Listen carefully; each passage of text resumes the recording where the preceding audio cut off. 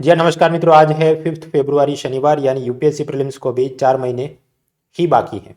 120 days are left. मुद्दा है current affairs में जाने लायक चीज़ें क्या। पॉलिटी के रिलेटेड समाचार ज़्यादा थे। One by one will see this. तो आप जानते हैं संविधान में ये article 25 and freedom of religion वगैरह। अब उसमें लंबी चौड़ी कहानी आज इंडियन एक्सप्रेस में थी, जिसकी मैंने ये समरी बनाई है। आप आराम से इसे खुद पढ़ के भी समझ सकते हैं। तो मैं जल्दी से बता दूं कि मुद्दा क्या था। क्या वो बराबर है, धार्मिक स्वातंत्र्य है, लेकिन लॉ एंड ऑर्डर, फिर morality, decency, health, public order, ये सब के चलते अगर राज्य चाहे तो उस पर कुछ पाबंदियां भी लगा सकता है। State can impose reasonable restriction. For example, एक जजमेंट ऐसा था कि आनंद मार्ग के अनुयायी सार्वजनिक जगहों पर तांडव नृत्य नहीं कर सकते। सशस्त्र सेना बलों में सोल्जर्स को दाढ़ी और लंबे बाल रखने की छूट नहीं, सिवाय कि वो उनके धार्मिक रिवाजों का बुनियादी हिस्सा हो, if it is an essential part of their religious practices. तो सिख समुदाय के सैनिक है वो रख सकते हैं। लेकिन फिर इंडियन एयरफोर्स में एक मुस्लिम एयरमैन था, उसने भी दाढ़ी रखी तो उसे नौकरी से निकाल दिया गया। तो फिर वो सुप्रीम कोर्ट में गया, लेकिन सुप्रीम कोर्ट में उसके वकील साबित नहीं कर पाए कि इस्लाम में दाढ़ी रखना वो धार्मिक रीति रिवाजों का बुनियादी हिस्सा है, ऐसा किसी धार्मिक शास्त्र में नहीं लिखा गया है। इसलिए सुप्रीम कोर्ट ने इसे जो नौकरी से निकाला था उस चीज़ को सही ठहराया और वापस नौकरी में नहीं आने दिया। फिर ऑफकोर्स आपको freedom of expression, freedom to wear clothes of your own choice, ये भी सब है, लेकिन अपनी मर्जी के कपड़े हर जगह नहीं पहन सकते। जैसे कि परीक्षा में चोरी रोकने के लिए ये CBSE board, NEET exam, NTA, वो सब ने नियम बनाए कि आप शूज़ नहीं पहन सकते, आपने सैंडल या चप्पल पहन के आना है। फिर जो आपकी स्लीव्स हैं शर्ट की वो छोटी रहनी चाहिए, वगैरह वगैरह। तो इसके खिलाफ भी कुछ लोग गए, लेकिन केरला हाईकोर्ट ने कहा कि वो बराबर है, सीबीएसई और एनटीए के ये सारे नियम बराबर है, क्योंकि हर जगह स्कूल में इतने सारे टीचर्स और सुपरवाइज़र नहीं हो सकते कि हर एक को चेक करे कि तुम जूते में कुछ चिट्ठी लिख के आए हो कि नहीं चोरी करने के लिए। और उसी में हाईकोर्ट ने यह भी माना कि हॉल सुपरवाइज़र चाहे तो ये जो मुस्लिम लड़कियों ने हिजाब पहना है तो वो बोल सकता है कि इसको हटाइए। अगर उसे लगता कि ये जो लड़की है उसकी जगह कोई और डमी कैंडिडेट, फर्जी उम्मीदवार आया है, या कान में ब्लूटूथ जैसा वो सब डिवाइस लगाया है, तो वो भी चीज़ इट इज़ परमिसिबल। फिर केरला में कोई क्रिश्चियन मिशनरी स्कूल थी, वहाँ पर सब स्कूल ड्रेस होगा, जो भी लड़कों ने ये और लड़कियों ने ये कपड़े पहने। तो कुछ मुस्लिम लड़कियां वहाँ पर वो हेड स्कार्फ और हिजाब पहन के जाती थी, तो स्कूल ने मना किया। तो फिर वो केस केरल हाई कोर्ट में गया। उसमें हाई कोर्ट ने ये कहा था कि एक व्यक्ति विशेष के अधिकार के सामने जो संस्था के अपने अधिकार हैं वो कुछ और बड़े।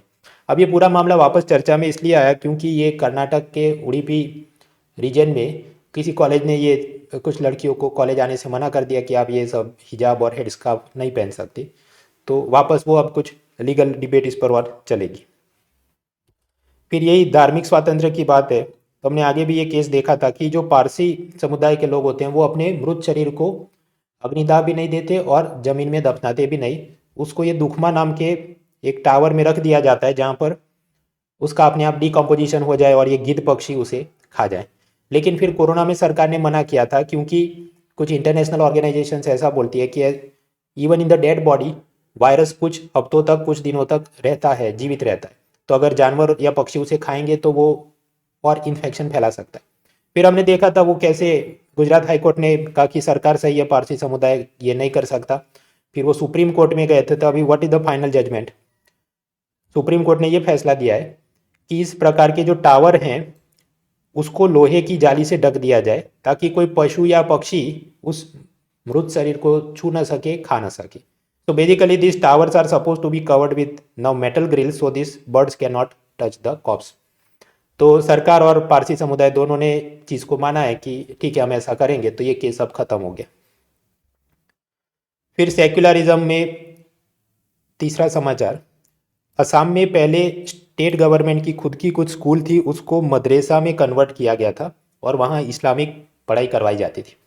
फिर 2018 में स्टेट गवर्नमेंट ने कानून बनाया और कहा कि वो जितने भी स्टेट स्कूल थे जिसको मदरसा बनाया था उसको वापस रेगुलर स्कूल बना देंगे, और वहाँ पर जनरल एजुकेशन जो भी स्टेट बोर्ड वाला दिया जाता है, हिस्ट्री साइंस वगैरह पढ़ाया जाएगा, इस्लामिक शिक्षा नहीं दी जाएगी। अब इसके खिलाफ कुछ मुस्लिम समुदाय के लोग गुवाहाटी हाईकोर्ट में गए तो गुवाहाटी हाईकोर्ट ने कहा सरकार सही है और आप ये नहीं कर सकते, क्योंकि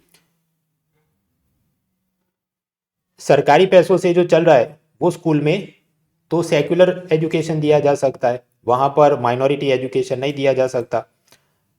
और मुस्लिम समाज अपने पैसों से खुद की मदरसा बनाए तो फिर वो माइनॉरिटी एजुकेशनल इंस्टीट्यूशंस के जो भी राइट्स होते हैं वो उनको मिलें। लेकिन सरकारी पैसों से जो बनी है संस्था, उसमें सेक्युलरिज्म के हिसाब से पढ़ाई लिखाई होगी। फिर आगे बढ़े तो private members bill. Private members bill का मतलब क्या होता है? ऐसा व्यक्ति जो कि मिनिस्टर नहीं है और वो अपना विधेयक, वो सांसद है लेकिन मिनिस्टर नहीं है, तो फिर वो अपना बिल पेश करे। अब उसको अलाउ कर सकते हैं कि नहीं, तो वो डिपेंड करता है कि वो राज्यसभा के चेयरमैन या लोकसभा के स्पीकर उसे परमिट करते हैं कि नहीं, और शुक्रवार को उसकी चर्चा की जाती है। अब ये सब चल रहा था, इसमें क्यों चर्चा में आया? कल शुक्रवार था। प्राइवेट मेंबर बिल में एक था यूनिफॉर्म सिविल कोड, समान नागरिक संहिता। वो ऐसा कि हिंदू मुस्लिम ईसाई सबके मैरिज, डाइवोर्स, अडॉप्शन, इनहेरिटेंस के नियम एक समान बने, उस पर कुछ बिल था।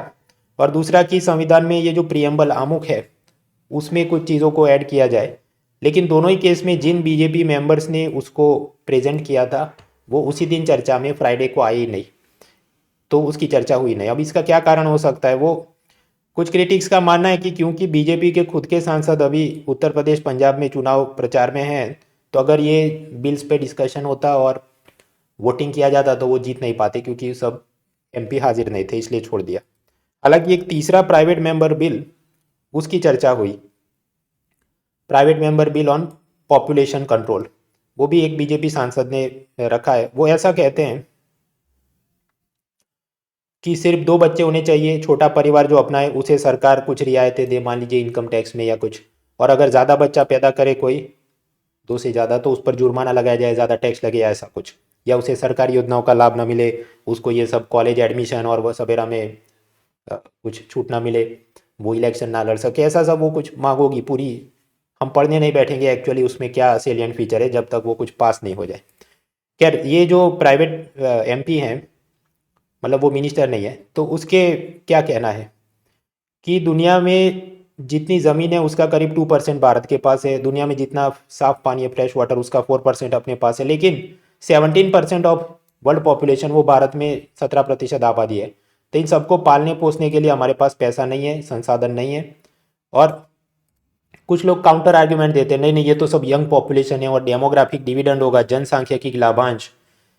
तो वो सब चिकनी चुपड़ी बातें हैं, क्योंकि ये जितने भी नौजवान हैं वो तो उसमें से कई सारे लोग तो भारत छोड़ के भी दूसरे देशों में मजदूरी करने चले जाते हैं, कनाडा, अमेरिका, सऊदी अरब।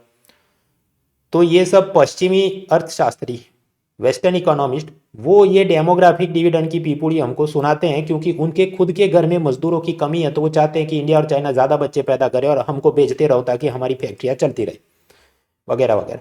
खैर, ये उनका सोचना है। उसके काउंटर आर्ग्यूमेंट भी हो सकते हैं कि नहीं, वो सारे लोग जो अमेरिका गए तो उधर से रेमिटेंस में भारत को पैसा भी तो आता है, तो अपनी इकोनॉमी को वो मजा आए। एनीवेज, अब इसके विपक्ष में तर्क, argument against the strict law on population control. पहला तो ये, मान लीजिए किसी को 3 बच्चे, तो फिर वो माँ बाप पे मान लीजिए ज़्यादा इनकम टैक्स लगाया जाए, या उसको आगे जॉब, सरकारी जॉब में प्रमोशन नहीं देंगे, या तुमको XYZ तरीके से सजा होगी, तो हमेशा वो माँ बाप तीसरे बच्चे को घृणा से देखेंगे, उससे भेदभाव करेंगे कि तेरे चलते हमारा सब बिगड़ा है। तो वो बच्चा पूरी ज़िंदगी डिप्रेशन में रहेगा, अपने आप को लाचार महसूस करेगा, हीन भावना में रहेगा। तो उसकी तो कोई गलती नहीं है, तो ये ठीक नहीं होगा। दूसरा, अब तक तो ऐसा कोई सख्त कानून नहीं था, तो भी नेशनल फैमिली हेल्थ सर्वे, जो कि इंडियन एक्सप्रेस के कॉलमनिस्ट का फेवरेट सब्जेक्ट है, उसमें हम लोग देखें तो टोटल फर्टिलिटी रेट, कुल प्रजनन दर में कमी आई है। टोटल फर्टिलिटी रेट करीब 2 हो गया, मतलब भारत में जितनी महिलाएं, ज़्यादातर के 2 बच्चे पैदा हो रहे हैं, या 1 बच्चे, वो उससे ज़्यादा पैदा नहीं करे, कुछ ही केस में 3-4 ऐसे बच्चे होंगे। तो बिना कोई सख्ती दिखाए भी लोग खुद समझ रहे हैं कि ज़्यादा बच्चे पैदा नहीं करने चाहिए, उनकी पढ़ाई लिखाई और कोचिंग में बैंक बैलेंस खाली हो जाता है। तो अपने आप जो लोग पॉपुलेशन कंट्रोल कर रहे हैं, तो कानून बनाने की ज़रूरत नहीं। और ऐसा कानून बनाना एक प्रकार से वो हिंदुत्ववादी चुनावी मसलों को भुनाने के लिए, कि देखो ये मुस्लिम लोग ज़्यादा बच्चे पैदा करते थे तो बीजेपी सरकार ने कानून बनाया, इसलिए हम हिंदू के हिमायती हैं और हमें वोट दीजिए, टाइप की चीज़ें चल रही है, जो असल मुद्दों से भटकाया जा रहा है। कंपेयरिंग कॉन्स्टिट्यूशन ऑस्ट्रिया किधर है, ऑस्ट्रेलिया नहीं ऑस्ट्रिया, ये इटली और ये सफ़ेद मेरे ख्याल से ऑस्ट्रिया होना चाहिए, बाजू में जर्मनी वगैरह देश है। तो वो कोई ऐसा कानून बना रहा है कि कंपलसरी वैक्सीनेशन, कानून के हिसाब से कोरोना टीका लेना अनिवार्य होगा। इसके आगे एथिक्स के कुछ समाचार। एथिक्स और उसमें leadership quality, communication skill, fake news. तो मामला कुछ ऐसा है, राजस्थान में वर्ल्ड कैंसर डे का कुछ प्रोग्राम था, उसमें स्टेट हेल्थ मिनिस्टर ने ऐसा कहा कि तंबाकू खाने से कैंसर नहीं होता। ये मेरे गांव में मैंने देखा कि लोग 100 साल जीते हैं बीड़ी पीने के बाद भी वगैरह। फिर बहुत ज़्यादा विरोध हुआ तो फिर वो अपनी बात से थोड़ा मुकर गए कि नहीं नहीं, वो तो मैं सिर्फ और सिर्फ देशी हुक्के के बारे में बोल रहा था, बाकी विमल गुटखा खाने से तो कैंसर होता ही है। हाँ, तो इन सब में पॉइंट टू रिफ्लेक्ट क्या है, एक लीडर की जिम्मेदारी होनी चाहिए साइंटिफिक टेम्पर को प्रमोट करे, क्योंकि अपनी फंडामेंटल ड्यूटी वो अपनी बुनियादी कर्तव्य है। और उसी तरह directive principle of state policy, राज्य के पथदर्शक सिद्धांत, उसमें भी लिखा है कि नशीले द्रव्यों का सेवन रोकना चाहिए, reduce and prohibit the consumption of harmful this drugs. लेकिन कई बार ये सब नेता लोग भीड़ में जो बैठे हैं वो अनपढ़ जाहिल गवाह लोगों की तालियां बटोरने के लिए कुछ भी अवैज्ञानिक चीज़ें बताते रहते हैं, जो असल में परेशान करता है। क्यों? क्योंकि ऐसा गैर जिम्मेदार बयान देंगे तो गांव वाले सोचे हाँ बराबर है, तंबाकू तो पीना चाहिए, उससे कैंसर नहीं होता। एंड फिर आप याद करिए प्रधानमंत्री जन आरोग्य योजना, 5 लाख का फ्री हेल्थ इंश्योरेंस, तो ये जितनों को कैंसर होगा वो सब फ्री में ट्रीटमेंट करवाएंगे। तो 5 लाख का खर्चा कौन दे रहा है? सब टैक्स पेयर के सर पे बोझ बढ़ रहा है। और बाद में इनकम टैक्स में तो वैसे भी कोई रियायतें नहीं दी नए बजट में, so it is compounding the problem. फिर ऐसे ही कुछ एक और मुद्दा ये आता है अहमदाबाद से, कि जहाँ पर म्यूनिसिपल कॉरपोरेटर जमुना बेन, उनकी एक ऑडियो क्लिप वायरल हुई है। वो वायरल ऑडियो क्लिप में उसने ऐसा कहा कि मेरे कांग्रेस पार्टी में जो साथी नेता हैं वो मुझे परेशान कर रहे हैं, तो उसके खिलाफ काला जादू और तांत्रिक विधि करवानी है और इसमें ऐसा ऐसा करो। तो ये भी क्या है, विज्ञान के सिद्धांतों के विपरीत अंधश्रद्धा, काला जादू, कोई नेता ही ये सब बताना शुरू करे तो वो संविधान के खिलाफ है। इधर भी fundamental duty of scientific temper. ये बात सही है कि हम कोई बिजनेस करते हैं, पॉलिटिक्स में हैं, तो हमारे बहुत सारे प्रतिस्पर्धी राइवल होंगे और हमें उनको हराना है, वो भी ज़रूरी है। लेकिन वो कड़ी मेहनत और नीतिपूर्ण व्यवहार से हासिल करनी है जीत, काले जादू से तो वो संभव नहीं है। अब इस केस में कांग्रेस पार्टी ने इस महिला पार्षद को सस्पेंड कर दिया। गौर ये भी करना है कि जूनियर लीडर्स क्यों ऐसी अंधश्रद्धा में यकीन करते हैं, क्योंकि कई बार जो सीनियर लीडर्स होते हैं वो भी अंधश्रद्धा में फंसे रहते हैं कि कुछ बार कि नहीं ये वाले जगह पर आप जाएंगे, ये गांव में विजिट लेंगे तो वो आदमी कभी चीफ मिनिस्टर बन ही नहीं सकता। ऐसी अंधश्रद्धा उत्तर प्रदेश, राजस्थान, मध्य प्रदेश में कुछ कुछ जगहों के साथ जुड़ी है। फिर उसी तरह की नहीं, आप जो अपना कैंडिडेसी फॉर्म, चुनावी नामांकन पत्र भरने से पहले फला फला स्थान पे जाके धार्मिक विधि कराओगे तो ही जीत पाओगे। तो जब बड़े नेता खुद ऐसी लोकसभा और विधानसभा की चुनाव से पहले अंधश्रद्धा में यकीन रखते हो तो फिर स्वाभाविक है जूनियर लीडर्स भी ऐसा ही करेंगे। तो लीडरशिप की ऊपर से ये जिम्मेदारी बनती है कि वो सुपरस्टिशन को छोड़े। एथिक्स में एक और मुद्दा है एनवायरमेंटल एथिक्स। ये कुल मिलाकर बात ऐसी है, सूरत कोऑपरेटिव बैंक, आप देखिए ये बैंक बिल्डिंग में क्या है, ये इधर बड़ा सा कांच लगा है और सामने रिफ्लेक्शन से ऐसा लगे कि इधर आसमान ही है और ये पेड़ पौधे भी रिफ्लेक्शन में आते हैं। तो कुछ ऐसा हुआ, 35 माइग्रेटरी बर्ड्स जो एशिया या रशिया से उड़ के आते होंगे, उनको लगा ये आगे आसमानी है और टकरा के एक नहीं दो नहीं 35 बर्ड्स डाइड यस्टरडे। तो इसमें हमें सोचना, चिंता क्या करनी है।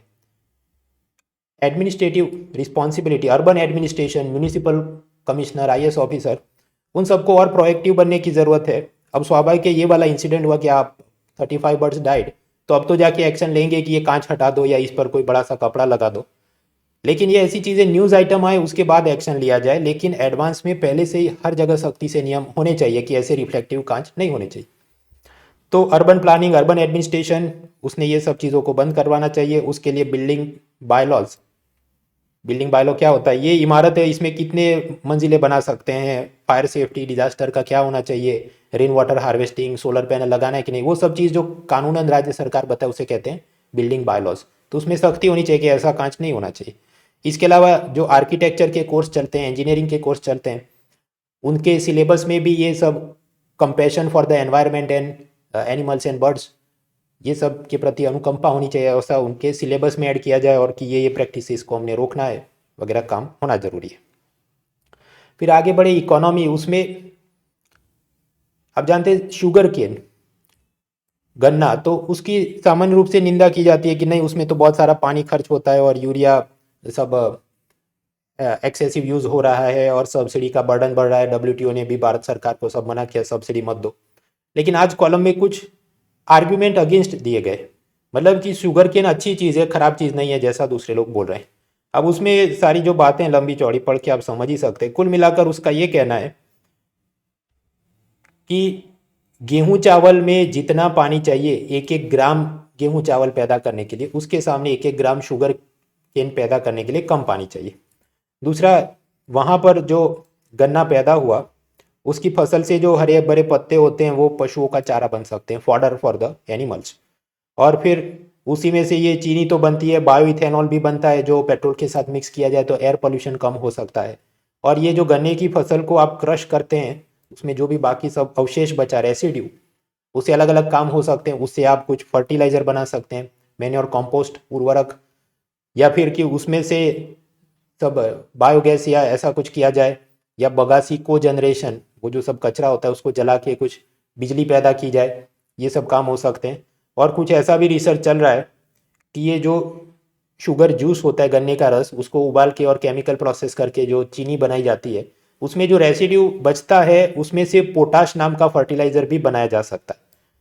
क्योंकि पोटाश ऐसा चीज़ है जो भारत में है नहीं, हमें बाहर से इंपोर्ट करना पड़ता है। तो अगर शुगर केन के बाय प्रोडक्ट से पोटाश फर्टिलाइज़र बनाया जा सके तो वो अपना इंपोर्ट बिल भी कम करेगा, बैलेंस ऑफ पेमेंट सही रखने में मदद करेगा। तो ये सब फायदे देखते हुए actually in the circular economy, परिक्रामी अर्थतंत्र, सर्कुलर इकोनॉमी ऐसा कहता है कि हर चीज़ को रिसाइकल किया जाए और उसमें से बहुत सारे बाय प्रोडक्ट बने उसको भी यूज़ किया जाए।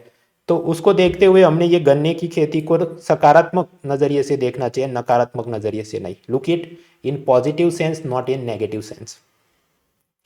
ये सब इकोनॉमी की बात की। तो इकोनॉमी में ये लेटेस्ट बजट, इकोनॉमिक सर्वे और उसके अलावा वाले current affairs from last prelim onwards, वो सब मैं फ्री में कवर करने के लिए विन 22 सीरीज़ मंगलवार से शुरू हो रही है रात 9 बजे। पावर पॉइंट भी होगा, हैंड आउट भी होगा, प्रीलिम और मेंस दोनों के लिए coverage. So stay tune for that. उसकी रजिस्ट्रेशन लिंक डिस्क्रिप्शन में दी है। फ्री अनलॉक कोड यूज़ करें monal.org। कॉलम्स, अब कॉलम्स में कुछ खास मुझे मजा, एक तो था चेस के बारे में कि जैसे चेस है ऐसी ज़िंदगी। अब वो अगर चेस आपकी हॉबी है, इंटरव्यू फॉर्म में लिखने वाले हो तो पढ़ो। यूनियन बजट अच्छा नहीं था, उसमें हेल्थ के लिए ज़्यादा पैसा नहीं दिया, फार्मर को ज़्यादा पैसा नहीं दिया, ये तो रोज़ का रोना धोना चलते रहेगा। जो जाने लायक मुद्दे एग्जाम पॉइंट ऑफ व्यू से हमने देख लिए, बाकी जाने लायक चीज़ होगी वो ये मेरी 22 सीरीज़ में हम फ्री में देख लेंगे। पंजाब में इलेक्शन हो रहा है, उसकी सब इधर उधर की बातें काम की नहीं। फेसबुक का शेयर बाजार में दाम क्यों गिर गया वो तो हमने कल ही पढ़ लिया था। विंटर ओलंपिक्स को बॉयकॉट किया, उससे क्या सब परिणाम होंगे वो भी कल देख लिया। अब इसमें जान के कुछ और फायदा नहीं, ऐसा कोई अलग से 250 वर्ल्ड का प्रश्न नहीं बनता कि इंडिया ने चाइना विंटर ओलंपिक्स बैन किए, वो कैसे क्या है। India China in a bigger dimension we have to see, economy, strategic, climate change में कोऑपरेशन वगैरह वगैरह। इलॉन मस्क का स्टारलिंक इंटरनेट प्रोजेक्ट, अब उसमें नहीं कुछ कंट्रोवर्सी या प्रोडक्ट फीचर काम का नहीं। विंटर ओलंपिक्स में जो बीजिंग में हो रहे हैं, तो रशिया के प्रेसिडेंट पुतिन भी आए और शी जिनपिंग से मुलाकात करके बोला कि हमारी दोस्ती का कोई लिमिट नहीं है, एक दूसरे की बहुत मदद करेंगे। और ये सब अमेरिका और यूक्रेन और ये वो सब तो ठीक है, वो कॉमन सेंस की बात है, कुछ खास जाने लायक नहीं। पाकिस्तान के प्राइम मिनिस्टर इमरान खान भी गए हैं विंटर ओलंपिक्स में, और चाइना पाकिस्तान इकोनॉमिक कॉरिडोर का सेकंड फेज शुरू करेंगे और पैसा लोन में लाएंगे, वो भी सब कॉमन सेंस की बात है, आगे भी हमने देखा था। इसके अलावा अपॉइंटमेंट में यूजीसी का नया चेयरमैन कौन, वो तैयार करना है अगर आप वो यूजीसी नेट की तैयारी कर रहे हैं। प्लेसेस इन न्यूज़ में माडागास्कर, ये इधर रहा, थोड़ा नॉर्थ में चले, ये श्रीलंका है, बाजू में केन्या, टांजानिया, मोजाम्बिक, स्वाजीलैंड, ये इधर मॉरिशस जो कर चोरों का स्वर्ग है। खैर ये माडागास्कर चर्चा में इसलिए है कि बेट सिराई ऐसा साइक्लोन उधर आ रहा है। फिर जीपीएससी की कुछ योजनाओं के समाचार। तो ये था आज का न्यूज़पेपर। आगे का कार्यक्रम क्या है, कल रविवार है, मैं वीडियो नहीं बनाऊंगा क्योंकि रविवार के न्यूज़पेपर में कुछ खास माल होता भी नहीं है। उसको बनाने में 5 मिनट लगे और ये लाइट और ये शर्ट पहनो और ये कैमरा सेट करो, उसमें मुझे 15 मिनट लगते। तो सीधा सोमवार को, रविवार और सोमवार दोनों का कर देंगे। रविवार सुबह 11 बजे ये अनअकैडमी की एक कॉम्बैट होती है, वो कुछ 56 क्वेश्चन और इनाम में सब ये मैकबुक आईपैड, डिपेंड करता है कौन से हफ्ते में कौन सी इनाम है। So if you are interested you can give that. सोमवार शाम को करंट अफेयर्स के 20 क्वेश्चन की मेरी क्विज़ होगी। मंगलवार सुबह हिस्ट्री की ऐसी स्टैटिक क्विज़। और मंगलवार रात को 9 बजे ये Win22 इकोनॉमी पिलर 1, ये digital payments, bitcoin crypto currency, उस पर नया टैक्स लगे, सेंट्रल बैंक डिजिटल करेंसी और ऐसे बहुत सारे जो नए नए डेवलपमेंट्स हुए हैं उसे हम देखेंगे, PowerPoint hand out everything. So see you accordingly next time.